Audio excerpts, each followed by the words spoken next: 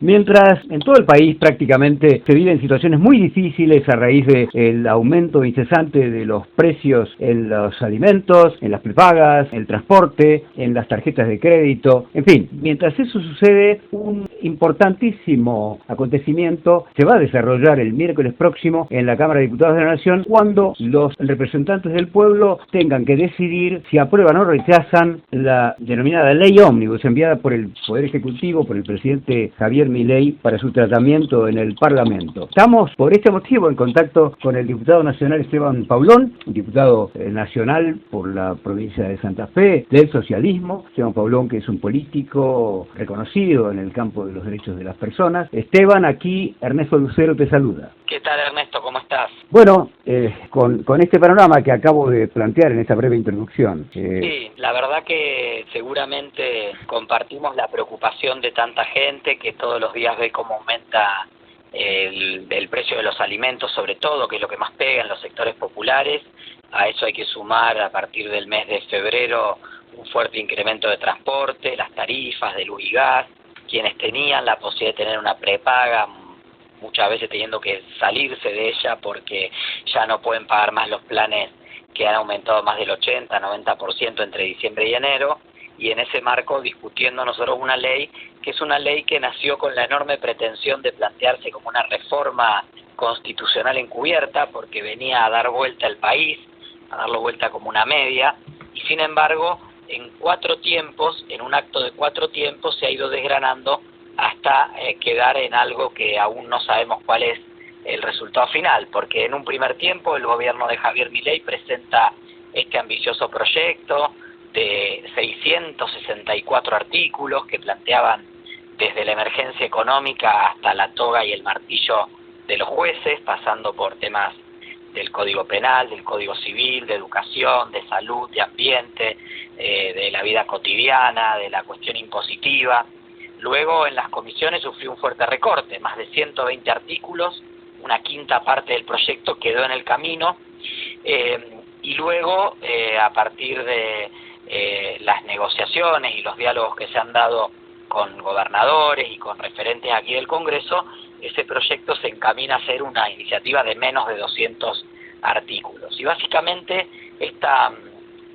disminución de los temas, de la profundidad y del alcance del proyecto tienen que ver con que el gobierno ha improvisado mucho. Se encaprichó con un proyecto que no tenía ninguna posibilidad de ser aprobado en el Congreso, a pesar de que se la pasó repitiendo en público que sí, que estaban los votos, que lo iban a convertir en ley. Nosotros aquí sabíamos que no había consenso para eso. Luego esa falta de consenso se mostró en la sociedad,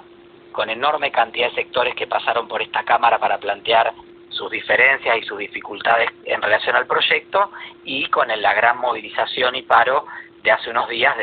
motorizado por la CGT, pero a la que se sumaron enorme cantidad de sectores sociales, políticos, culturales, educativos, para rechazar la iniciativa de la llamada originalmente ley ómnibus. Y ahora nos encontramos en una cuarta instancia,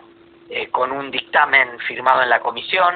con un contenido en el aire, porque el gobierno plantea que va a introducir más modificaciones, pero no es el gobierno desde el Ejecutivo el que puede decidir en relación al Congreso, así que ahí tenemos un problema de competencia y no sabemos en la sesión qué va a salir, qué proyecto se va a aprobar, porque a esta hora no hay acuerdo y no hay consenso para aprobar muchos de los artículos que están en el contenido del proyecto. Esteban, en este punto, específicamente en lo que tiene que ver con ese proyecto, cuyas definiciones todavía no se conocen cabalmente, pero de todas maneras hemos conversado con legisladores de distintos bloques, con especialistas en diferentes áreas del derecho, y que nos planteaban el problema de los primeros 6 artículos de la ley ómnibus, que se refieren fundamentalmente a la delegación del poder y que implican, al decir de algunos, la entrega de la suma del poder público a una sola persona. El bloque de Haciendo Coalición Federal, que vos integrás, hemos hablado hace unos días con Mónica Fein, que nos expresó también sus dudas respecto de esto. ¿Cuál es la posición que van a tomar en relación a este punto esencialmente, la delegación de poderes? Mira, la verdad que a esta hora nadie sabe por qué le interesaría aprobar este proyecto al gobierno. En primer lugar, decirte que los diputados socialistas, Mónica Fein y yo, pero también muchos otros de nuestro bloque, que en este tema vamos a votar seguramente con diferentes posiciones, hemos expresado estar en contra de las facultades delegadas, por lo tanto votaremos en contra. Esto incluye a los diputados de la coalición cívica, Margarita Stolbizer, Mónica y yo, y también seguramente Natalia de la Sota. Ahora, dicho esto también, debo decir que justo que el texto que se va a someter a votación el miércoles, más allá de que nosotros no lo vamos a acompañar, dista mucho de la pretensión autocrática y de suma del poder público que pretendía Javier Milei.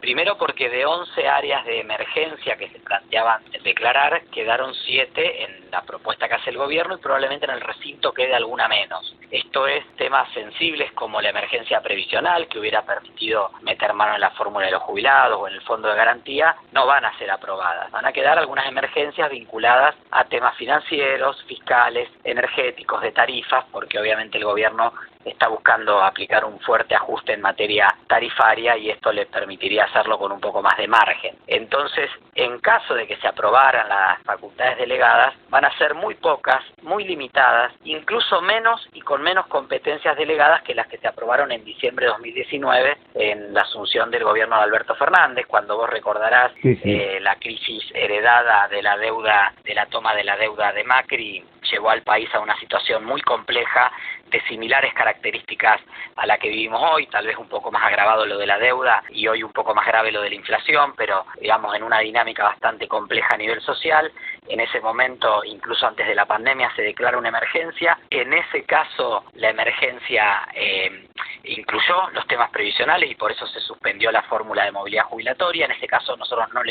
le daríamos como Congreso esa potestad. O sea que está bastante lejos la ley soñada por Javier Milei, ley con la que iba a dar vuelta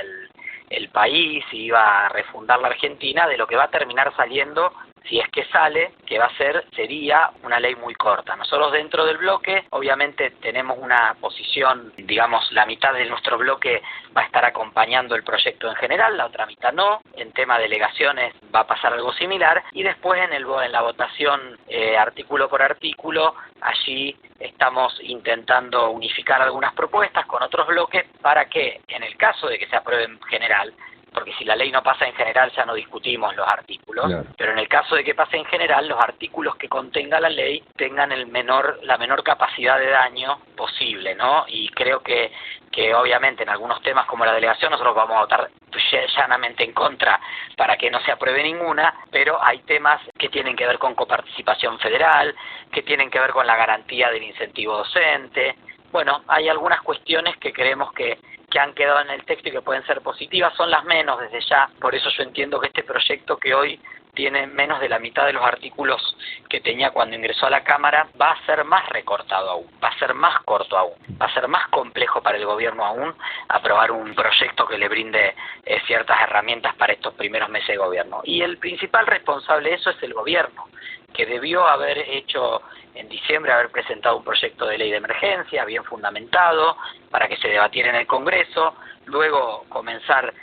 a trabajar en otras reformas si es que tenía interés, venir tema por tema al Congreso para que lo podamos analizar en profundidad y en el caso de que consiguiera algunos consensos, bueno, poder aprobar algunas leyes. Va por el modelo de un proyecto ómnibus de 600 artículos con la idea que uno tiene de que han metido muchas cosas como para ver si pasan, ¿no? Cada uno metió la cuchara un poquitito, cada uno aportó una idea, es un proyecto que no tiene coherencia, que no implica ningún proyecto de país ni de nación, de ningún tipo, y que evidentemente lo que tiene es un carácter bien parcializado de intereses particulares. Y bueno, cuando uno trabaja de ese modo, obviamente Argentina, con sus más y sus menos, en estos 40 años de democracia, ha consolidado un andamiaje institucional que nos permiten, por lo menos, tener los anticuerpos para resistir a este tipo de avances que ha intentado Milei y que claramente no va a lograr. Muy bien. El diputado Esteban Paulón, socialista, diputado nacional de la provincia de Santa Fe, de la República Argentina. Muchas gracias, Esteban, por atendernos. Gracias a ustedes. Hasta luego. Hasta siempre.